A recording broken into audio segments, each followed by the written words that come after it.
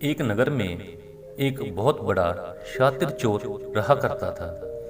और उस चोर के बारे में जानते तो सब थे, पर आज तक उसे कोई पकड़ नहीं पाया था। उस चोर ने अपना पूरा जीवन चोरी करने में लगा दिया था।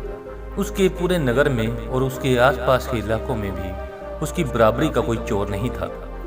दोस्तों, उस चोर का एक बेटा भी था जिसे वह अपनी तरह एक शातिर चोर बनाना चाहता था।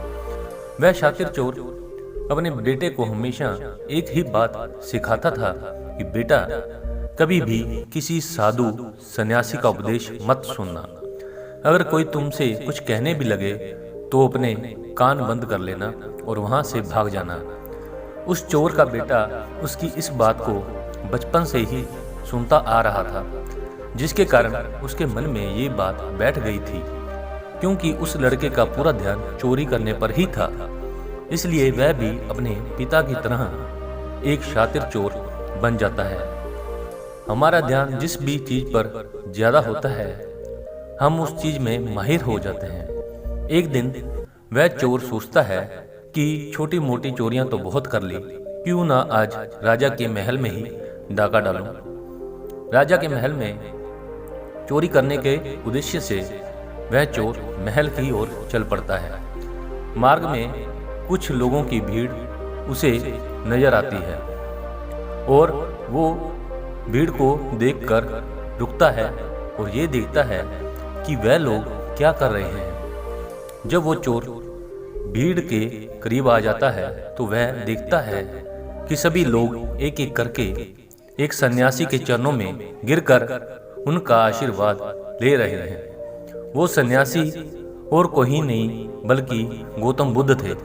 वो चोर बुद्ध को देखकर उनकी तरफ आकर्षित हो जाता है, क्योंकि उसने भी पहली बार इतने तेजस्वी व्यक्ति को देखा था।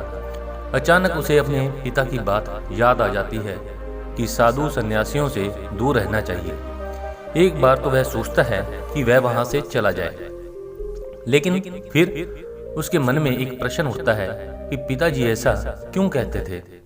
इस प्रश्न का उत्तर जानने के लिए वो चोर सभी लोगों के साथ बैठ जाता है और गौतम बुद्ध का उपदेश सुनने लग जाता है। बुद्ध उस उपदेश में झूठ बोलने की व्यर्थता और विश्वासघात के बारे में बताते हैं। उपदेश समाप्त होने के बाद वहां बैठे सभी लोग अपने अपने घर चले जाते हैं और वो चोर भी चोरी करने के लिए महल की ओर चल पड़ता है। रास्ते में चलते हुए चोर अपने मन में सोचता है कि क्यों ना आज उपदेश में कही हुई बातों को मानकर ही देख लिया जाए। उसके बाद वो चोर महल की दीवार पर से कूदकर जाने की बजाय महल के द्वार से ही अंदर प्रवेश करने लग जाता है।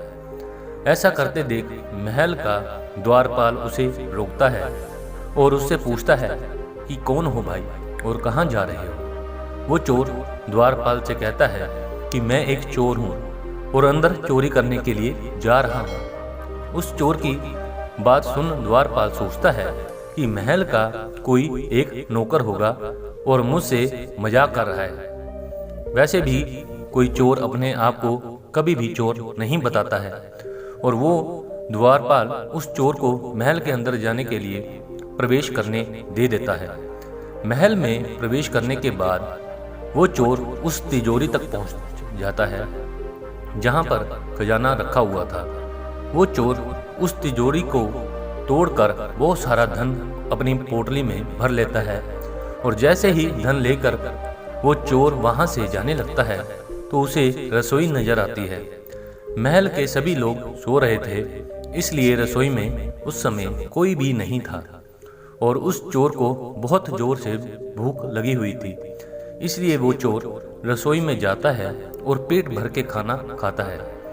भोजन करके वो चोर वहां से जाने लगता है। तभी अचानक उसे बुद्ध की दूसरी बात याद आ जाती है कि जिसका हमने नमक खाया है, हमें कभी भी उसके साथ विश्वासघात नहीं करना चाहिए। वो चोर मन ही मन सोचता है कि मैंने इन राजमहल वालों का नमक खाया हुआ है और अगर मैं इनके धन को चोरी करके ले जाऊंगा तो ये विश्वासघात होगा। इसलिए वह चोर उस धन को रसोई में ही छोड़कर जाने लग जाता है। ऐसा करते हुए उसे महल का एक व्यक्ति देखता है और वो शोर मचा देता है कि महल में चोर घुस गया है। राजा के सिपाही उस चोर को पकड़ लेते हैं और उसे राजा के पास ले जाते हैं और उसके बाद राजा उस चोर से पूछता है कि जब तुमने धन को चुरा ही लिया था तो तुम उसे छोड़कर क्यों जा रहे थे। वो चोर कहता है कि एक सन्यासी के उपदेश के कारण। किसी के साथ विश्वासघात करना बुद्धिमता नहीं है बल्कि मूर्खता है। जिसके भोजन को खाकर हमें जीवन मिला है उसके साथ हमें कभी भी विश्वासघात नहीं करना चाहिए। उस व्यक्ति की बात सुनकर राजा प्रभावित हो जाता है और उस चोर से कहता है कि यदि तुम ऐसे उपदेश बचपन से ही सुनते आते तो तुम कभी भी चोर बनते ही नहीं।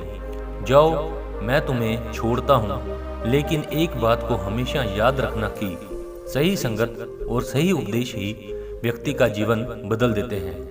दोस्तों, इस कहानी का उद्देश्य आपको सिर्फ ये सिखाना नहीं है कि आप किसी के साथ विश्वासघात ना करें या झूठ ना बोलें, बल्कि ये कहानी आपको सिखाना चाहती है कि आप बुरे तब तक हैं जब तक कि आप सही उपदेश सुनना और सही संगत करना शुरू नहीं कर देते। जो कल आपने गलत संगत कर ली थी वही आज आपके दुखों का कारण है। दोस्तों, ये कहानी आपको कैसे लगी? आपको इस कहानी से क्या क्या सीखने को मिला? हमें नीचे कमेंट बॉक्स में कमेंट करके जरूर बताएं। धन्यवाद।